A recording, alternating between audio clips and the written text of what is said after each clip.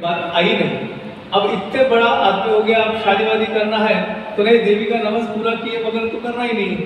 तो अब इतने बड़े आदमी को फेंकना, तो धोती या जो भी है पकड़ के तो रहेगा कैसे? 20 फुट से नीचे डालने हैं भाई। तो ऐसे भी किस्से होते हैं। एक अंबर नाम का गाँव आता है, एक भगवान बार्शी का नाम सुने होंगे आपने, बार्शी, जहाँ भगवान ने भगवंत रूप लिया। वहाँ का जो उद्घोष है अम्बरीश वरद श्री भगवान, ऐसा है। अम्बरीश के कारण कथा तो आपको मालूम है, अम्बरीश ऋषि की दुर्वासा आए थे साधन द्वादशी के दिन उनके घर, तो नहाने चले गए, जल्दी आ नहीं रहे। अब इनका तो उपवास था, अब अतिथि के भोजन के बिना तो छोड़ नहीं सकते द्वादशी, और उसका मुहूर्त रहता है 12 बजे छोड़ना है, यानी माध्याह्न के समय छोड़ना है। तब तक दुर्वासा आए नहीं, तो इन्होंने सोचा कि भाई तीर्थ प्राशन कर लेते हैं। दुर्वासा आए कि तो फिर देखेंगे। दुर्वासा वापस आए, अब तीर्थ इन्होंने लिया था तो वो चिढ़ गए। दुर्वासा वैसे भी बहुत कोपिष्ठ थे।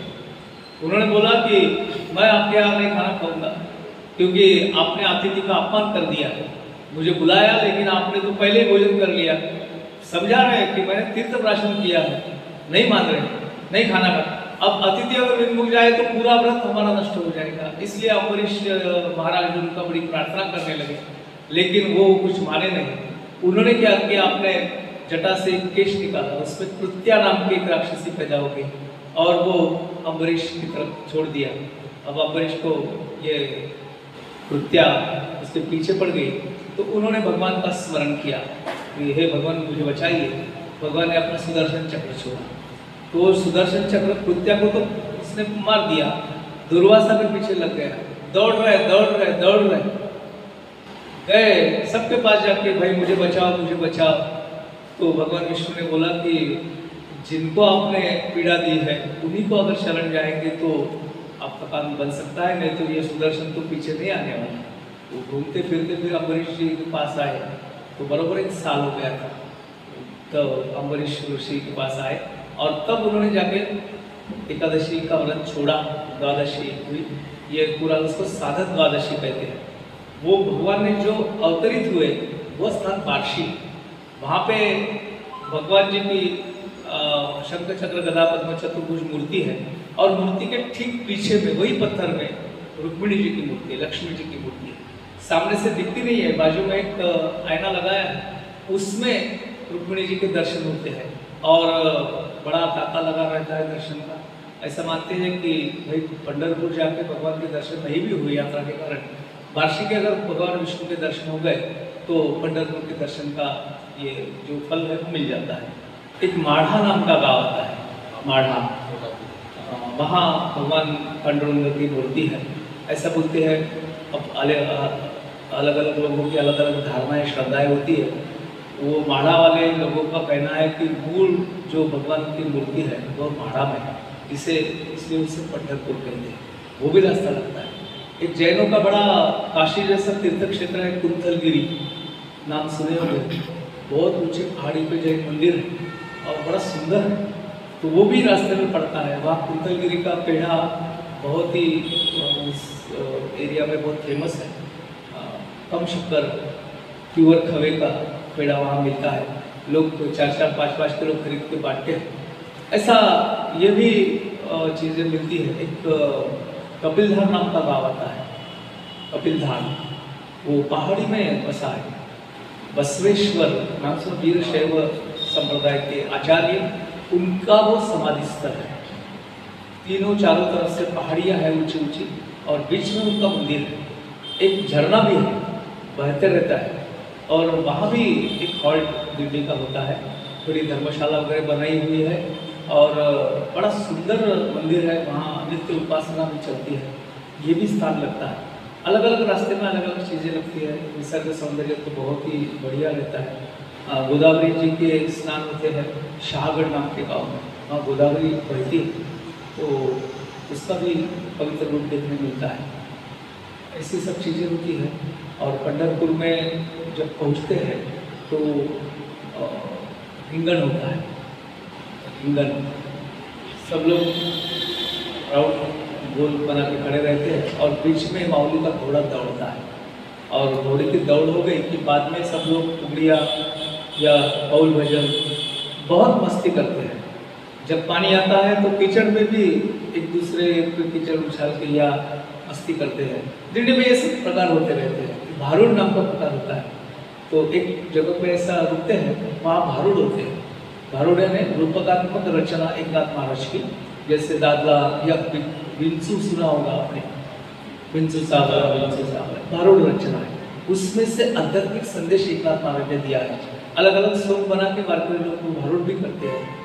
कई जगह हर एक रोज तो कीर्तन तो होता ही है, कीर्तन प्रवचन, साथ में और सारे बातें होती है। दिल्ली में एक धाव नाम का प्रकार होता है। एक विशिष्ट अंतर ऐसा है कि जैसे सासवड़ की जो दिंडी निकलती है सोपान महाराज की, मौली की दिंडी आगे चलती है, उसके पीछे सासवड़ की दिंडी चलती है, बाद में तुकाराम महाराज की दिंडी चलती है। एक जगह ऐसा आता है कि सोपान काका और ज्ञानेश्वर मौली इनको मिलना है, तो ये सासवड़ की दिंडी थोड़ी पीछे हो जाती है, तो ये दौड़ लगाते हैं 2-4-5 किलोमीटर की, सब वारकरी दौड़ते हैं। कहाँ तक दौड़ते हैं? मौली की दिंडी में समा जाने तक दौड़ते हैं। एक दौड़ नाम का प्रकार होता है। कभी तो रास्ते में रुक के बाउल भजन भी बड़ा जोर से होता है। ऐसी सब मजे वाली बातें होती हैं। और दूसरी बात यह है कि दिखते हैं दिल्ली में चलने वाले लोग गांव खेड़े में रहने वाले रहते हैं, उनका जो पोशाक होता है धोती शर्ट टोपी या फेटा साधारण से दिखते हैं। लेकिन एक बात मानना पड़ेगी, उनके चरणों पे मस्तक रखना चाहिए कि भाई कितना पाठांतर है, कितना पाठांतर है। ज्ञानेश्वरी आज हम 4-4, 10-10 ऐसे अध्याय के श्लोक देख रहे हैं। अखिल ज्ञानेश्वरी उनको मुख पाठ है, तुकाराम महाराज की गाथा पाठ है, 20-20, 25-25 चरणों के जो अभंग है वो उनके मुख पाठ है। हमारे से तो हरिपाठ भी पाठ नहीं होता। ये सोचने लायक बात है। बहुत सारे लोग तो ऐसे कि उनको अनपढ़ है, उन्होंने कभी अक्षर नहीं पढ़े, उनके भी मुँह ज़बानी पाठ है। अब ये देख के तो ऐसा लगता है कि भाई भगवान ही इनके मुँह से करवा लेता है।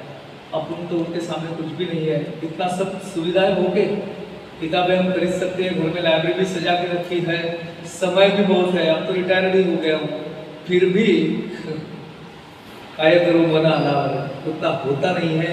वो लोग जो परमार्थ करते हैं उसकी तुलना में हमारा परमार्थ कुछ भी नहीं।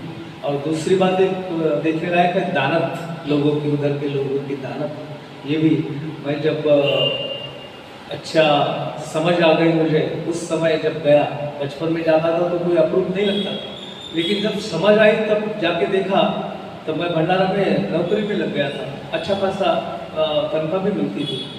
देखा तो उनकी परिस्थिति बहुत ज़्यादा साउंड नहीं है, बहुत ही साधारण सी परिस्थिति है। एक फैब्रिकेशन वाला दुकानदार जो है, फैब्रिकेशन वाला दुकानदार, अब छोटे गांव का अंबड़ का एक फैब्रिकेशन वाला दुकानदार, उसकी कमाई क्या होगी? लेकिन वो 4 दिल्ली को भोजन खिलाता है।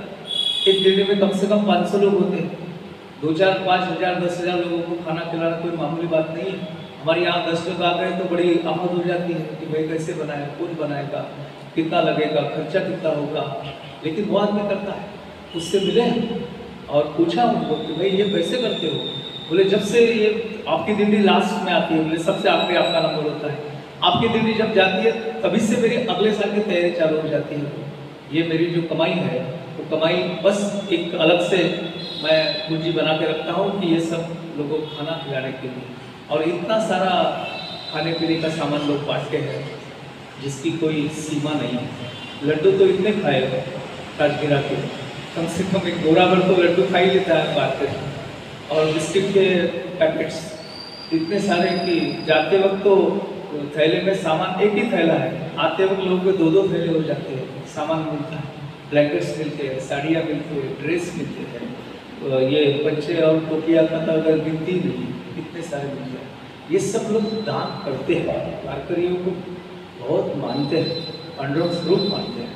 उनकी अपेक्षा हमारे विदर्भ में बोला, जब वहाँ से आया तो एक जगह अनुभव बता रहा था मैं, तो खुले एकदम जाहिर से मैंने बोला कि विदर्भ की दानत वो मराठा और पश्चिम महाराष्ट्र जैसी नहीं है। रईस लोग हमारे यहाँ नहीं है ऐसी बात नहीं है, बहुत रईस लोग हैं, लेकिन दानत नहीं है वो दानत जो उनमें है।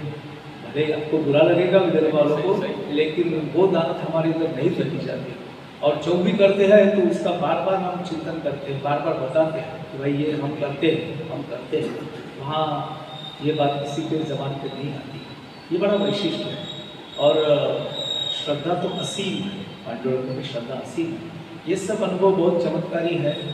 आयु में अगर एक बार ये वाली में चले तो ऐसा लगता है कि भाई ये नहीं छूटना चाहिए। मैंने उस दिन बताया कि पांडुरंग जी के दर्शन नहीं हुए तो गम नहीं लगता है, लेकिन वारी छूट गई तो बड़ा दुख होता है, बड़ा दुख होता है। अब पिछला साल तो ऐसा था कि जब भुक्काले में दिल्ली थी तो पेरनियाँ, क्या उधर पेरनी बोलते हैं, आपने यहाँ रोना वगैरह बोलते हैं, तो वो नहीं हुई थी। घर जाके फिर पानी आएगा तो फिर होगी, लेकिन घर की चिंता नहीं है उन लोगों को, घर की चिंता नहीं है। एक जहाँ एक जगह मुक्काम था हमारे पैठन वाले दिल्ली का, तो वो उनके पास द्राक्ष की बाग है, कड़वंची नाम का गाँव है, वहीं के द्राक्ष आते हैं। हमारे यहाँ भी जो आते हैं वो कड़वंची के द्राक्ष आते हैं। उनके यहाँ 8 एकड़ द्राक्ष का ये खेती है। उनको पूछा मैंने, घर में अच्छा मस्त खेती में ही बनाया उन्होंने, मकान सब, ट्रैक्टर वैक्टर सब सुविधाएं हैं। तो उन्होंने बातों बात में बता दिया कि ये 8 एकड़ का जो मेरा द्राक्ष का बाग है उसमें जो 5 एकड़ अभी फल आए हैं, तो वो भी 60% ये फसल आई है। तो साल भर की कमाई कितनी है? उन्होंने बोला 34 लाख रुपए में बेचा है। 34 लाख। मैंने बोला कि हमारे बच्चे अमेरिका जाते हैं या बड़े बड़े इंजीनियर एमबीए वगैरह होते हैं तो उनका पैकेज 15 लाख से ऊपर नहीं होता। और 15 लाख में भी क्या क्या करेंगे? घर भाड़ा देखिए तो मुंबई में अगर रहना है तो 20-22 हज़ार रुपये किराया देना पड़ता है महीने का, बाकी का मेंटेनेंस खर्चा वगैरह पकड़े 30-40 हज़ार तो ऐसे ही चले जाते हैं। और वो अपने गांव में अपने घर में रह के 34 लाख रुपए कमाता है खर्चा छोड़ के। सोचो आप क्या उनकी परिस्थिति होगी। लेकिन रहन सहन बिल्कुल सादा सिंपल है, कोई दिल में आविर्भाव नहीं है कि भाई मैं ये सब कर सकता हूँ। तो ये सब बातें सीखना वारी में सिद्ध हो जाता है। तो इसलिए एक बड़ा आनंद का सौभाग्यशाली ऐसी बात है। पंढरपुर की एक बात ये भी है कि वहाँ मैंने उस दिन भी बताया कि वहाँ किसी ने किसी को निमंत्रण नहीं दिया है, किसी ने किसी को निमंत्रण पत्रिका वगैरह नहीं है। लोग जाते हैं पांडुरंग के कारण जाते हैं। और वहाँ क्या व्यवस्था किया है भाई, 4-5 लाख बस्ती का शहर है, वहाँ एकदम से 15 लाख लोग आ जाते हैं तो कैसे रह पाते हैं? 2 दिन तो रहना ही रहना है। तो वहाँ रहने की व्यवस्था नहीं, खाना यानी कोई तय नहीं है खाने की व्यवस्था। हाँ लंगर वगैरह बहुत है, लेकिन ऐसा कोई फिक्स नहीं है कि यहाँ खाना खाएंगे, यहाँ सोएंगे, कुछ नहीं है। सवेरे जाके चंद्रभागा में स्नान करने का, जैसे भी जगह वैसे रहने का। खाना तो मिलता ही है, वारकरी कभी भूखा नहीं रहता, कभी उसकी सोने की व्यवस्था नहीं होती, ऐसा नहीं होता। लेकिन किसी का बुलावा नहीं है, कोई सुविधाएं नहीं है, कोई व्यवस्था नहीं है, लेकिन लोगों का आना जो है वो हर साल बढ़ते ही जाता है। ऐसा कभी देखने को नहीं मिलता है। दूसरी यात्रा में आप जाओ तो पहले से हमें बुक करना पड़ता है, अगर नहीं बुक किए तो हमारी बड़ी आफत हो जाती है, खाना तक नसीब नहीं होता। मैंने भी बहुत सारे तीर्थ स्थलों पर मैं जाके देखा। वैसे हमारे यहाँ के यूपी के जो तीर्थ स्थल है वहाँ तो बड़ी भयंकर अवस्था है, लूटपाट बहुत ज़्यादा है। वहाँ कोई किसी को पैसे नहीं मांगता, पैसे नहीं मांगता। एक उदाहरण बताता हूँ कि एक बड़ा रईस फैमिली की क्या मियाँ बीबी आए पंढरपुर में और चंद्रभागा में नहाने चले गए। थोड़ा सा एक प्रॉब्लम भी रहता है कि चोरियाँ भी होती है, लोग उठाईगिरी करते हैं। तो वो औरत ने अपने गहने सब उतार के रख दिए चंद्रभागा के किनारे में और नहाने चली गई। वापस आने के बाद में कहाँ रखे थे याद नहीं है, क्योंकि बहुत भारी भीड़ रहती है, जगह बदल जाती है। और चलिए आए, मन में तो है कि बहुत सारा सोना था, बहुत सारे गहने थे, लेकिन क्या है अब चलो मर्जी पांडुरंग की। ढूंढे तो कहाँ ढूंढे इतने सारे लोगों को, और लोगों का ताता तो लगा ही रहे। शाम को कीर्तन पे बैठ गए तो कीर्तनकार ने कीर्तन कर लिया और बाद में सूचना दी कि किसी फैमिली का गहनों का एक पोटली वो हमारे पास आई है, जिसकी है वो लेके जाए। तो जितने भी गहने उन्होंने रखे तो उसके मिले। ये भी बात देखने लायक है। वहाँ कोई, मैंने इस दिन भी बताया कि कोई एक्सीडेंट नहीं होता, चिंगरा चिंगरी लाठीचार्ज वगैरह वगैरह बातें नहीं आती। 14-14, 16-16 घंटा आदमी बारी में खड़ा रहता है, फिर भी उसको ऐसा नहीं लगता कि 16 घंटे मेरे वेस्ट हुए। लगता है कि 16 घंटे में हो गया ना, पिछले साल तो 22 घंटे लगे थे, इस बार तो चलो जल्दी भगवान ने दर्शन दे दिए। ये भाव मन में आता है। और बताते हैं जो अभंग गाते हैं उसमें लिखा है कि नाठवे घरदार धान न पड़ाली भूख, घरवार की याद नहीं आती, ना प्यास लगती है ना भूख लगती है, ये सब पांडुरंगमय हो जाता है। केवल उतना हो, कुछ काल के लिए भी हो, कुछ क्षणिक के लिए भी हो, लेकिन उतना समय भगवान का एक परम ऐसा जो रूप है वो अंतःकरण में बैठ जाता है। बाद में तो घर आके तो अपने व्यवहार में लग जाते हैं, लेकिन वो समय भी तो आयु का बहुत मूल्यवान समय हो जाता है। उठने के लिए भी लोग बारी की बहुत अपेक्षा करते हैं। तो और कुछ पूछना है तो पूछ सकते हैं। कोई सब कुछ उसी में आ गया। बारिश में कैसे रहते फिर वहाँ पर? बारिश अगर आई तो रात को कैसे रहते फिर? नहीं, बारिश आए तो बारिश में भीगना है, बारिश रुकेगी नहीं।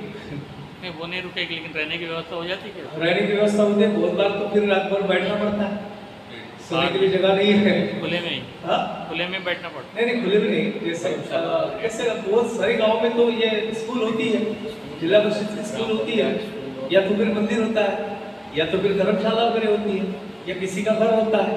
तो आप घर में उसका 15 बाय 20 का अगर कमरा है तो उसमें सब लोग बैठ जाते हैं, रात भर में चिंतन करते हैं।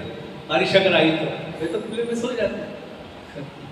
और बहुत सारे जगह ऐसा है कि एक जगह सबके खाने की व्यवस्था नहीं होती, तो गाँव भर में किसी के यहाँ 2, किसी के यहाँ 4, किसी के यहाँ 6 ऐसे लोग खाना खाने लेके जाते हैं। और वो भी इतने भक्तिभाव से जबरदस्ती हाथ पकड़ पकड़ के लेके जाते हैं। वो लोग घर के लोग खाना नहीं खाते जब तक वो लोग खाना नहीं खाते, और उन्हीं के घरों में फिर रहने की व्यवस्था भी कर लेते हैं। सवेरे की सब व्यवस्था वहाँ हो जाती है, बोलना नहीं पड़ता, हो जाता है। थोड़ी देर के लिए ये भूलना पड़ता है कि भाई मैं तो प्रोफेसर कैसे सोऊंगा। अगर वो दिल में रहा तो फिर यारी नहीं होती, फिर वारी नहीं होती। जैसे हरिद्वार का अनुभव बताते हैं कि वहाँ जो प्रसाद बांटते हैं या सेवा करते हैं वो लोग अरबोपति होते हैं, लेकिन वहाँ उनका कोई भाव होता नहीं है कि मैं तो 4 फैक्ट्री का मालिक हूँ, ऐसा कोई भाव नहीं होता। वैसे ही पंढरपुर में है, वैसे ही पंढरपुर में कोई कितना भी बड़ा रहे। बहुत सारे तो हमारे दिल्ली में तो 2 तहसीलदार थे रिटायर, वो भी थे, 2 एडवोकेट भी थे, कुछ लेडीज ऐसी थी कि जो प्रोफेसर वगैरह रह चुकी थी, बड़े बड़े अहदे पे थी, बैंक में थे, लेकिन चलते समय उनको ये कोई आता नहीं। कपड़ों की चिंता नहीं है, जो भी पहन लिए पहन लिए, क्योंकि कपड़े धोने के लिए भी तो समय होना, दूसरी बात सूखने भी तो होना, इसलिए 2-4 दिन तो एक ही ड्रेस में चलते हैं। यहाँ तो दिन में 4 बार कपड़े बदलते हैं, वहाँ तो 4 दिन एक ही ड्रेस चलता है। कोई ख्याल ही नहीं करता कि कपड़े पहने बदले नहीं बदले, ऐसा कोई प्रॉब्लम नहीं आता। तो बस आनंद लेना है, इतना ही बात है। दिल में रखना है कि मुझे वारी का आनंद लेना है। अगर मेरे दिल में मेरा उपाधि है तो फिर एक दिन भी मुश्किल है, एक क्या सवेरे से दोपहर तक चलना भी बहुत मुश्किल है, वो नहीं हो सकता जब तक ये छूटता नहीं है। और हमारे सब संतों ने कहा है कि जब हमारे दिल से हमारा संसार अगर हट जाए तो उसके जैसा परमानंद नहीं है। कल महाराज जी ने भी अपने प्रवचन में हनुमान चालीसा के माध्यम से बताया कि जब तक हम नहीं, उन्होंने बोला कि जब तंत्र तंत्र पूजा पाठ सब व्यर्थ है। उन्होंने अपने भाषण में बड़े जाहिर स्वरूप से कहा कि व्यर्थ है, अगर हमारे दिल से ये नहीं जाता तो क्या मतलब आया उसका। तो ऐसे भाव से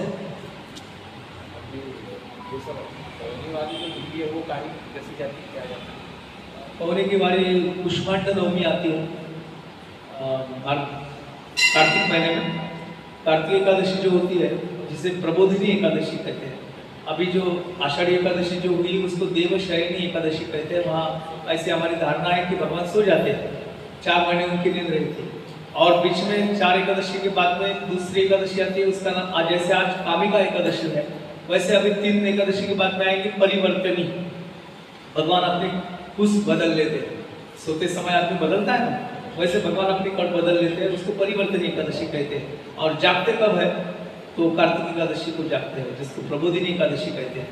तो ऐसी धारणा है कि ये 4 महीने चातुर्मास से जो होता है उसमें काकड़ आरती वगैरह चलती है। भगवान को जगाना है, उठा पांडुरंगा दर्शन द्या सगळा, ये काकड़ारती होती है भगवान को जगाने के लिए। सो गए, ये केवल कल्पना है, भगवान सोते हैं। भगवान अगर सो गए तो उनको तो उठना ही नहीं है, धारणा करते हैं। वो प्रबोधिनी के दिन जगते हैं और फिर वहाँ कार्तिक एकादशी के बाद में पांडुरंग जी पैदल आळंदी जाते हैं ज्ञानेश्वर महाराज के समाधि के लिए। वो समाधि का वर्णन नामदेव महाराज ने किया है 3 प्रकरण में। आदि तीर्थावली और समाधि पढ़ने लायक है, जैसे पढ़ेंगे अपन तो आपको आंसू निकल आएंगे। खुद भगवान वहाँ गए, 4 दिन रहे, बहुत सारे भक्तों का मेला लगा था वहाँ पे। खुद माँ आई साहब जो रुक्मिणी देवी है वो खाना बनाती थी, सबके लिए परोसती थी, सब लोग खाना खाते थे। नामदेव महाराज के 4 लड़के जो थे, नारा, मीठा, गोदा, महादा, ये उन्होंने सब व्यवस्था की थी और ज्ञानेश्वर महाराज के समाधि का स्थान वगैरह उन्होंने निश्चित किया। भगवान ने उन्होंने वो साफ सफाई की और खुद भगवान एक साथ में भगवान, दूसरे बाजू में देवतीनाथ, आई साहेब, नामदेव महाराज, बहुत सारे संत और ऐसे ज्ञानेश्वर महाराज को समाधि तक लेके गए थे, ऐसा वर्णन है। वहाँ वो पांडुरंग जी की पालकी जाती है, सब लोग पांडुरंग खुद जाते हैं वहाँ समाधि सोना। तो ये पंढरपुर कुमारी तब पांडुरंग की पूरी होती है। एक आरण नाम का गाँव है जहाँ सावता माली इनकी समाधि है। वो कभी गए नहीं, पंढरपुर कभी नहीं गए। पास में है, 12-13 किलोमीटर गाँव है पंढरपुर से, लेकिन कभी नहीं गए। लोग 500 किलोमीटर से आते हैं, सावता माली 12 किलोमीटर नहीं गए। आने वाले सब वारकरियों की व्यवस्था वो करते थे, ऐसे उनके चरित्र में लिखा है। तो वो नहीं आए तो पांडुरंग भी उनको मिलने जाते हैं। एकादशी के दिन जो रथ यात्रा पांडुरंग की निकलती है, पहले आरण जाके आती है, सावता वाले को भगवान मिलने जाते हैं। बहुत बड़ी संख्या में लोग जाते हैं वहाँ। जो रथ यात्रा निकलती है, भगवान पांडुरंग का रथ निकलता है, एकादशी के दिन दोपहर में निकलता है। वो मान जो है रथ खींचने का, रथ में चलने का, वो वहाँ के कोली लोगों का है, कोली लोग आते हैं। और दूसरा अपने इधर क्या बोलते हैं मालूम नहीं, लेकिन वो जो आदिवासी जमात लोग तो रहते हैं उनका वो मान रहता है। रथ पे वही सवार होते हैं और सब लोग वो रथ पर खारी, काजू वगैरह फेंकते हैं, फूल फेंकते हैं और वो प्रसाद जिनको मिलता है बड़े भाग्यशाली समझते हैं। पांडुरंग जी की सवारी निकलती है, बड़ा देखने लायक दृश्य होता है। तो हर एक फड़ पे कीर्तन प्रवचन चलते हैं, बड़े बड़े लोग वहाँ कीर्तन प्रवचन करते हैं। अच्छे अच्छे गायक लोग जैसे अजीत कड़कड़े हैं या और महेश काळे हैं, उनकी महफिलें चलती है रात रात भर, सुनने का बड़ा मजा आता है। तो जहाँ भी जमे अपन सुन सकते हैं। बात भी बताता हूँ कि जैसे चैतन्य महाराज ढिगलुरकर है या यशोधन महाराज साकरे हैं, बहुत सारे नाम हैं। उनका कीर्तन शाम को 6 बजे रहता है, लेकिन 3 बजे अगर अपन हॉल में जाओ, 2500-3000 लोग बैठने इतनी व्यवस्था रहती है, लेकिन 3 बजे दोपहर में जाएंगे तो हॉल में घुसने की कोई जगह नहीं मिलेगी, इतनी भीड़ रहती है सुनने के लिए। लोग रास्ते में खड़े होकर सुन लेते हैं। तो ये भी एक श्रवण सुख का आनंद भी मिलता है पंढरपुर में। ऐसी सारी बातें हैं। तो हाँ, पौने वाले बात कुष्मांड नवमी को निकलते हैं, यानी नवमी, दशमी और एकादशी। यहाँ सवेरे 7:30 बजे व्यवहार रामपुर साहब का जो हृदय सिद्धि गणेश मंदिर है वहाँ से निकलती है पद यात्रा। पहला प्रथम पहला में होता है, दूसरा प्रथम कोटापुसरा में होता है और तीसरा एकादशी के दिन पौरी से पौरी में नगर प्रदक्षिणा होती है, हरिपाठ वगैरह होता है, प्रसाद होता है और दिल्ली का समापन होता है। यहाँ अपने पौरी की जो दिल्ली है उसमें थोड़ा आपको लिमिट रखते हैं कि 40 लोग ऊपर लेते नहीं हैं, क्योंकि वहाँ यहाँ इतना चलन नहीं है। जिसके घर में रुकेंगे उसको जो व्यवस्था भी तो देखना पड़ेगा। पंढरपुर की यात्रा में 500 आए कि 1000 आए, क्या व्यवस्था होनी ही होनी है। अपने यहाँ डर लगता है कि भाई उसको बर्डन तो नहीं होगा या इसकी व्यवस्था होती। और वो समय ऐसा रहता है कि सब गांव में मंडैया होती है। मंडई एक प्रकार है अपने यहाँ। तो मंडई में तो गांव में कितने सारे मेहमान लोग आ जाते हैं, हर एक घर में 10-10, 12-12 लोग होते हैं, तो रहने के लिए भी थोड़ा दिक्कत आ सकती है। इसलिए 40-45 तक अपन रखते हैं। पिछले साल जो यात्रा हुई उसमें हम 36 लोग थे और फिर पौनी में तो लोग आ ही जाते हैं, बहुत मात्रा में 100 लोग हो जाते हैं और वहाँ के भी नागपुर से भी लोग आते हैं। तो अभी इस साल नवंबर के 10, 11 और 12 ऐसे 3 दिन ये यात्रा है। देखिए आप चले तो एक आध दिन चल के देखिए, बड़ा आनंद आएगा। 40 लोगों के ऊपर नहीं लेना तो इतने लोग आ जाएंगे तो कैसे चलेंगे? नहीं कर लेंगे, कोई प्रॉब्लम नहीं है। भाई भगवान के नाम से चल रहे हैं तो कोई प्रॉब्लम नहीं है। हाँ 200 भी आदमी जाएंगे तो कर रही कोई सवाल ही नहीं है, सवाल नहीं।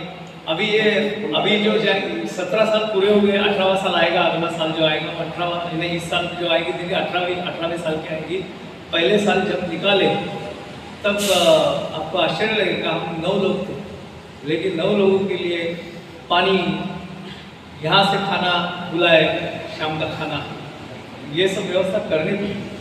लेकिन अब ऐसा वक्त आ गया कि सवेरे से लेकर शाम तक 2 बार नाश्ता होता है, 2 बार खाना होता है, चाय तो लगे उतने मिलती है और रोज मीठा खाते हैं। ऐसे पंढरपुर की यात्रा में भी महीना भर 3 बार तो मीठा खाते ही खाते हैं। वैसे पौनी में भी हो गया, अभी बहुत व्यवस्था अच्छी हो गई है। साथ में सामान रखने के लिए एक लॉरी होती है, पानी की अपने जार का पानी है वो भी साथ में रहता है, बैठने की उधर व्यवस्था होती है। तो एक अनुभव वो भी करके देखिए। हाँ, और वो पौनी जो तीर्थ क्षेत्र है वो वासुदेवानंद सरस्वती जी महाराज थे, दत्त संप्रदाय, दत्त प्रभु के 4थे अवतार माना जाता है। उन्होंने चातुर्मास्य किया था पौनी में 1909 में। अब उसको भी 100 साल के ज़्यादा हो गए। उन्होंने किया था चातुर्मास्य। वो जिस आसन पर बैठते थे पाटे पे, वो पाटा मानता है। तो हम सब लोगों की धारणा ये है कि वो पाटा नहीं है, खुद स्वामी जी वहाँ बैठे हैं। और उनकी पुण्यतिथि अभी हो गई आषाढ़ महीने में।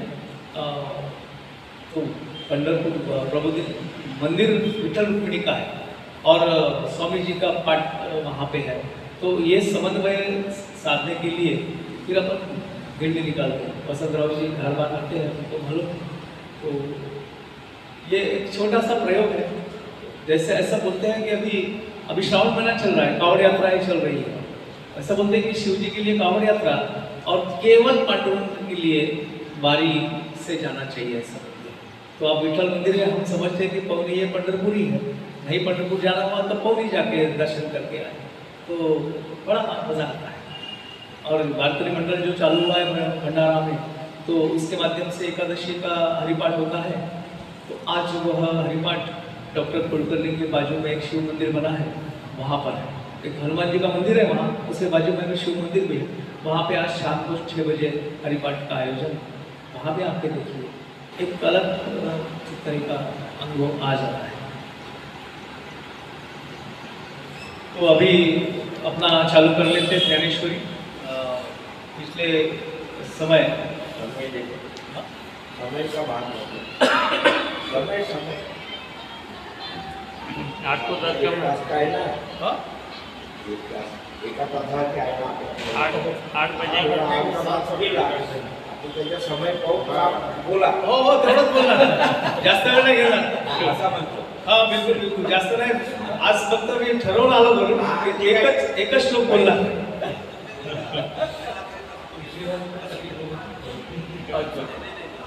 अपने 7:15 बजे शुरू किए ना। मेरे असल में तो पिछला एक्सपीरियंस ये है कि वो बीमार हो गए थे। हाँ, मैं 7:15 के जाते हैं आप। हाँ 7:15 क्यों ही चालू है? मुझे पता है, बोले 7:15 बजे टाइमिंग। ठीक है। पिछले समय 19वां श्लोक 5वें अध्याय का हुआ था। अब 20वां श्लोक करके आज रुकने वाले हैं।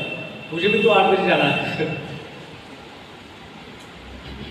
न प्रवृष्येत प्रियम प्राप्यम नो द्विजेत प्राप्यम चा प्रियम स्थिर बुद्धिर सम्मूढ़ो ब्रह्मविद ब्रह्मणि स्थितः।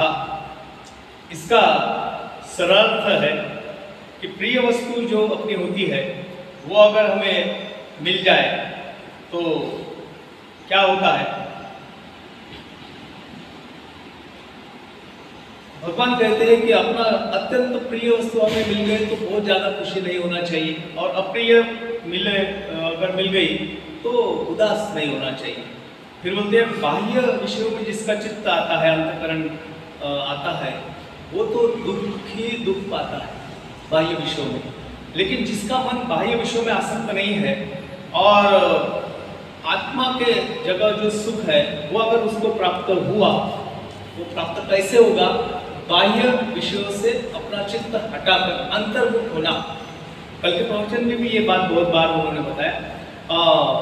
ब्रह्म तत्व से अपना जो आत्मा है या चित्त है वो समरूप होना, यह स्थिति जो है जिसको प्राप्त हुई वो चिरंतन सुख का अनुभव करता है। ज्ञानेश्वर महाराज इस पर भाष्य करते हुए कहते हैं कि तरी मृगजळाचे पुरे जैसे न लोटीजे का गिरीवरे तैसा शुभाशुभी न बिगड़े पातला। मैंने बोला कि ज्ञानेश्वर महाराज की खासियत है, वैशिष्ट्य है। वो उदाहरण बहुत सुंदर देते हैं। बोलते हैं मृगजल का पूर आ गया, बाढ़ आ गई मृगजल की। मृगजल बोले तो धूपकाले में दिखता है, पानी नहीं होता है, लेकिन लगता है पानी। और हिरण जो है वो पानी, प्यास लगती है बहुत जोरों से, तो पानी पीने के लिए दौड़ता है। ऐसा कहा जाता है कि इतना दौड़ता है कि दौड़ते दौड़ते सांस फूल जाती है और उसका मृत्यु भी होता है, लेकिन पानी नसीब नहीं होता है। ज्ञानेश्वर महाराज ने कल्पना की, उदाहरण दिया है मृगजळाचे पूरे जैसे न लुटीजे का गिरीवरे। वो बाढ़ आ गई मृगजल की, तो उसमें क्या पर्वत बह जाते हैं क्या? संभव ही नहीं है, पानी नहीं तो क्या।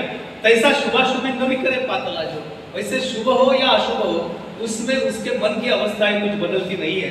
तो चित्तो निरुता समदृष्टि तत्वता हरि मने पंडिता तो ब्रह्म, ब्रह्म का अनुभव दूसरा कुछ नहीं है। वही जो आदमी है जो तो चित्तो निरुता समदृष्टि तत्वता, वो सुख और दुख को समान लिखता है, किसी में कोई भेद अंतर नहीं देखता है। हरिमणे पंडुसुता तोच ब्रह्म, वही ब्रह्म की मूर्ति है। तो जया आपण पे सांडूनी काही इंद्रिय ग्रामावरी येणे नाही, तो विषय न सेवी हे काही विचित्र येत। जया आपण पे सांडूनी कही इंद्रिय ग्रामावरी येणे नाही, अपने खुद को भूल जाता है। इंद्रिय ग्रामावरी येणे नाही, वो इंद्रियों की भाषा नहीं जानता है, इंद्रियों के जो भी काज है वो पूरे नहीं करता है। तो विषय न सेवी हे काही विचित्र येत, तो उसको विषयों की बाधा क्या होगी, उसके दिल में ख्याल भी नहीं आता। सहजे स्वसुखाचे नि अपारे सुरवाडे अंतरे रचला म्हणूनी बाहिरे पाऊल न घाली। कहता है सहजे स्वसुखाचे नि अपारे, अपने सुख में मग्न रहता है। और सांगे कुमुद दळाचे नि ताटे, जो जेविला चंद्र किरणे चौकटे, तो चकोर पायी वाळवंटे चुंबितु आहे। उदाहरण दिया है कि ऐसा आत्मलीन जो है, आत्मा सुखी जो है, वो बाह्य विषयों में क्या रुचि रखेगा। तुकाराम महाराज ने कहा है कि काय खातो आम्ही कासया सांगाते, हम क्या खा रहे हैं, क्या हमारी रहन सहन है, पता ही नहीं। तुका म्हणे आम्ही झालो अग्निरूप, लागो नेदी पाप पुण्य अंगा। हमें तो कोई सहज भाव से सब वर्तन चल रहा है। वो उदाहरण दिया है सुंदर, कुमुद दळाचे नि ताटे, जो जेविला चंद्र किरणे चौकटे। कुमुद दळाचे नि, रात में जो फूलता है उसको कुमुदिनी कहते, कमल होता है। वो पत्र पे जिसने चंद्र किरणों का भोजन किया है, सेवन किया है, वो चकोरों का ही वाळवंटे चुंबित आहे। चकोर नाम का पक्षी होता है, वो केवल चंद्रामृत का सेवन करता है, ऐसी धारणा है। वो वाळवंट जो रेत है वो भक्षण करेगा क्या? कभी नहीं करेगा। उसके लिए वो विषय जो है वो उस रेत के समान है। तैसे आत्मसुख उपायले जयासी आपण पाची फाविले तया विषय सहज सांडवले सांगो काही। वो बोलता है कि जिसने आत्मसुख पा लिया, जयासी आपण पाची फावले, और अपने आप में उसको अनुभूति हो गई, वो तया विषय सहज सांडवले सांगो काही, उसको निश्चय नहीं करना पड़ता है। ब्रह्म स्वरूपाची कर्मे ब्रह्मरूप विरहित संकल्प होती जाती, उनको कोई संकल्प नहीं करना पड़ता। जैसे हमारे यहाँ संकल्प होता है 1 जनवरी, ये तो बड़ी पक्की तारीख है कि वहाँ नए नए संकल्प करते हैं। कुछ व्यसनाधीन लोग होते हैं, तंबाकू वगैरह खाते हैं, बोलते हैं कि 1 तारीख से बिल्कुल तंबाकू नहीं खाना है। 8 दिन 10 दिन 15 दिन महीना भर 4 महीने नहीं भी खाते हैं, बताते हैं कि 4 महीने हो गए बिल्कुल तंबाकू नहीं खाया। 4 महीने के बाद में थोड़ी सी खा लिया तो बिगड़ता क्या है। तो मैं बहुत कम खाता हूँ, ऐसा भी बोलते हैं लोग। आजकल तो बहुत कम हो गया, खाना होने के बाद नहीं खाता हूँ, फिर खाना होने के बाद में खाने वाला आदमी फिर चाय पीने के बाद में खाने लगता है। आदत छूटती नहीं है, एक बार जो लग गई वो छूटती नहीं है। ऐसा बोलते हैं कि हमारे मराठी में बोलते हैं कि जित्याची खोड मेल्याशिवाय जात नाही। वो जब तक है वो तो चलना ही चल रहा है। आजकल तो बड़ा अजब जमाना हो गया कि हमारे हिंदू परंपरा में ऐसी धारणा है कि उसके पसंदीदा चीज़ जो है वो स्मशान में जाके तीसरे दिन रखते हैं। बहुत बार देखा है मैंने, ऐसे चलन है, जाते हैं, सावरना बोलते हैं, उस दिन जाते हैं तो रखते हैं वहाँ। तो मैंने बहुत बार वहाँ देखा है कि बीड़ी का मंडल भी रख लेते हैं कि भाई आयु भर बहुत बीड़िया पी लिया, बहुत पसंद करते थे तो बीड़िया रखे, किसी ने तो पानी पूरी भी रख दिया। मैं सोचता हूँ कि भाई जब तक जिंदा थे तो पानी पूरी खिलाओ, बीड़ी पिलाओ, जो भी करना है करो, अब वहाँ रख के क्या होगा। लेकिन हमारी मानसिकता है, धारणा है, हमें ऐसा लगता है कि भाई बाबा जी को अच्छा लगेगा, उनको शांति मिलेगी, इसलिए हम ये सब करते हैं। तात्पर्य क्या है, वो बोलते हैं कि वो संकल्प के बिना ही वो सब हो जाता है। जयासी आपण पची फावले तया विषय सहसा, उसको तो निश्चय नहीं करना पड़ता है, वो तो सहज भाव से हो जाता है। एरवी तरी कौतुके विचारुनी पाहे पानिके या विषयाचे सुखे झकवती कवन। एरवी तरी कौतुके विचारुनी पाहे पानिके, अब खुद को ही पूछ के देखो कि विषयों के पीछे दौड़ के कौन सुखी हुआ, कौन सुखी हुआ। कल महाराज जी ने, आप ध्यान से सुने होंगे, तो बताया कि चिंता आने के 5 कारण हैं, 5 जगहों से, 5 द्वारों से चिंताएं आती है। उसमें उन्होंने जो 5 कारण बताया वो तो सब अपने बहुत प्रिय है, बहुत प्रिय है। संपत्ति है, संसार है, संतान है, शरीर है, ये सब बातें तो हमारे बहुत निजी बातें हैं, तो इनसे ही दुख हमारे शरीर में आते हैं। लेकिन उसकी अगर भूल पड़ गई तो समझो हम बहुत सुखी हैं। एक चिंतन हमेशा रखना चाहिए। हमारे संत बोलते हैं कि उठा उठा जागा पाठी भय आने होते, वो जो भय है वो मृत्यु का भय है, और ये सोचना चाहिए कि वो कभी भी आ सकता है। हमारे बहुत प्रिय मित्र थे, बहुत अच्छे कार्य करते थे, संघ के स्वयंसेवक थे, हेमंत अंबेकर, बाड़ा अंबेकर। शाम को बहुत सारे लोगों को मिले, नागपुर में कुछ काम था, गए, आते समय 10 मिनट का भी समय नहीं मिला। उनकी भांजी मिली थी, उसने बताया अनुभव, वो साथ में थी उनके, 10 मिनट का भी समय नहीं मिला। एक चलता फिरता आदमी मृत्यु उनकी हो गई, बड़ा दुखदायक है। क्षण भंगुर नाही भरवसा, भारे सावध थोड़ा माया आशा, पुढे हुशार थोड़ा है ओळसा। एक क्षण का भी समय मृत्यु नहीं देता है। एक छोटी सी महाभारती कहानी बोल के समापन कर लेते, 1 मिनट की कहानी है। यक्ष का तालाब है, वहाँ बहुत प्यास लगी है पांडवों को, अज्ञातवास में थे, बहुत प्यास लगी। तो धर्मराज ने कहा कि भाई सबको बड़ी प्यास लगी है। नकुल सहदेव छोटे थे, उनको बोला कि जाओ कहीं पानी मिलता है कि देखो। गए देखने, तो वो तालाब है, अच्छा सरोवर है, बहुत सुंदर स्वच्छ पानी है। तो चलो झाड़ी भर के लाते, गए पानी लेने, आवाज आई कि भाई पानी लेने के पहले सोचो, मेरे सवालों का अगर जवाब ठीक ढंग से दिया तो ही पानी मिलेगा, अन्यथा मेरे सवाल के जवाब के बिना अगर पानी को हाथ लगाया तो मृत्यु हो जाएगी। नकुल सहदेव ने जबरदस्ती पानी लेने को गए, मृत्यु हो गई। बाद में अर्जुन का नंबर आया, अर्जुन भी गए, उन्होंने भी सवाल के जवाब उनको देते नहीं आए, वो भी मृत्यु हो गई उनकी। भीम जी की वैसी हो गई। धर्मराज गए, यक्ष ने पूछा कि ये सरोवर मेरे हिस्से का है, इसमें पानी पीना है, तो मेरे सवालों का जवाब आपको देना होगा, सही सही जवाब दोगे तो पानी अवश्य मिलेगा। धर्मराज ने बोला पूछो क्या पूछना है। उन्होंने बहुत सारे प्रश्न पूछे, सब तो आज बताने का अवसर नहीं है, जब कभी आएगा मौका तो बताऊँगा। कम से कम 100-150 सवाल पूछे, कुछ महत्वपूर्ण जो सवाल है उतने ही बताता। उन्होंने पूछा कि भाई दिशा कौन सी है, आदमी ने कौन से दिशा से चलना चाहिए। उन्होंने जो जवाब दिया बहुत सटीक है, संतोदिक, संतों ने जो मार्ग दिखाया वही दिशा है, उन्हीं के मार्ग से अगर चले तो आयु में कोई दिक्कत नहीं आती है। तेनेची पंथे चालो जाता, न पडे गुंता कुठे काही, ब्रह्ममूर्ती संत जगी अवतरले, उद्धराया आले दीन जना, मार्ग गावने गेले आदि दयानिधि संत थे। वो संतों ने जो दिखाया वही मार्ग है जीवन सफल बनाने का। दूसरा सवाल पूछा कि आश्चर्य क्या है जगत में, इस वास्तव जगत में आश्चर्य क्या है। तो धर्मराज ने जवाब दिया कि आश्चर्य यह है, सब जानते हैं कि एक दिन मृत्यु आने वाली है, लेकिन सब लोग भूल जाते हैं कि मैं मरने वाला हूँ, यह बात सहन नहीं करते। बड़ी आश्चर्य की बात है, या कोई अमर करके पैदा नहीं हुआ, मृत्यु तो सबको आनी है, कब आनी है पता नहीं है, मालूम है आना ही है, लेकिन सब भूल जाते हैं, ऐसे बर्ताव करते हैं कि जैसे मैं तो अमर पट्टा लेके आ गया। 85-90 साल की उम्र में भी लोग स्टेट खरीदते हैं, शेयर खरीदते हैं, क्या करते हैं भगवान जाने। देखो अब इतने सारी जमीन जायदाद, प्लॉट, बैंक बैलेंस, सोना, ये सब धरा के धरा रह जाता है, कोई साथ में नहीं आता। कल महाराज जी ने बताया, वो भी बात सोचने लायक है। द ग्रेट अलेक्जेंडर ग्रेट इतिहास में बोला है, इसलिए बोलना पड़ता है। उनके प्रधान ने उनके जो अंत्य यात्रा निकली तो वो काफिर में छेद किए थे, उसके दोनों हाथ लटक रहे थे। तो लोगों ने पूछा कि भाई समझता नहीं है इतना बड़ा सिकंदर आदमी जिसने पूरा जगत को अपने हिस्से में कर लिया, तो उसका ऐसी दुर्दशा।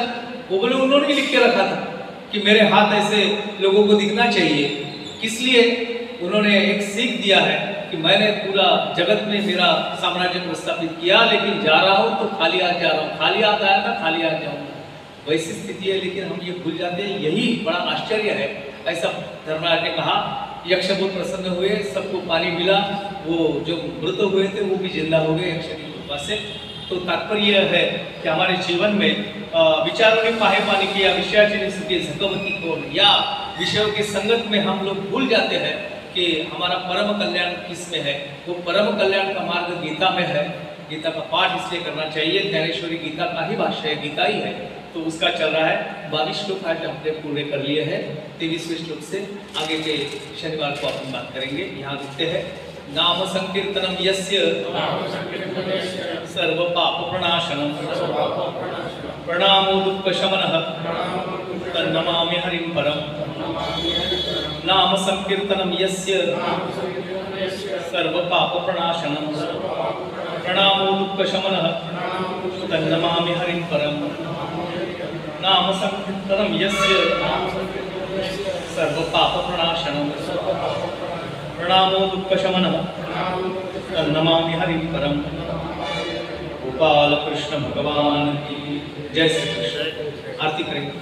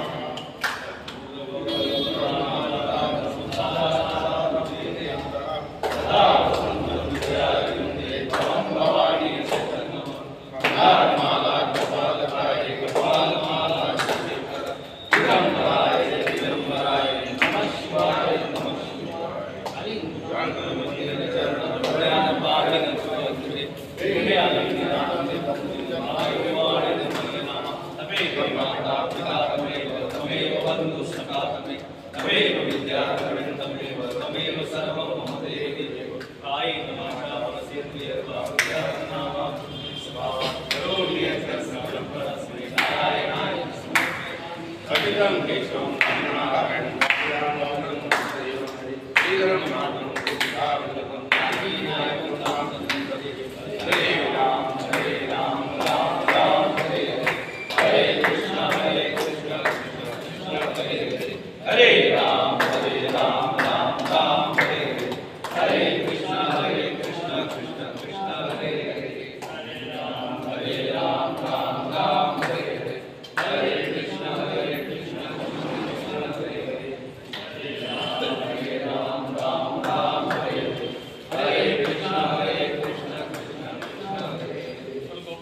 कृष्ण भगवान की जय।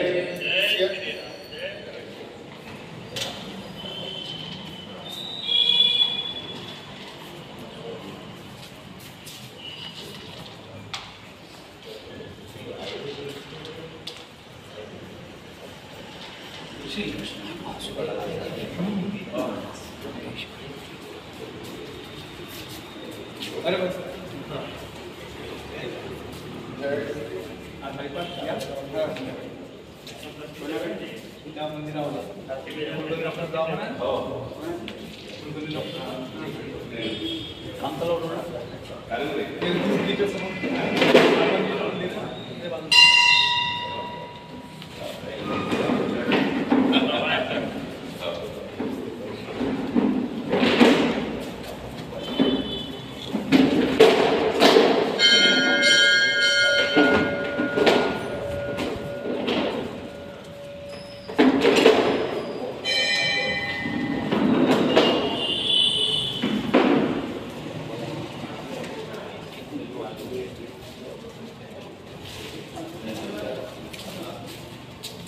संस्था का कार्यक्रम है लाइब्रेरी में।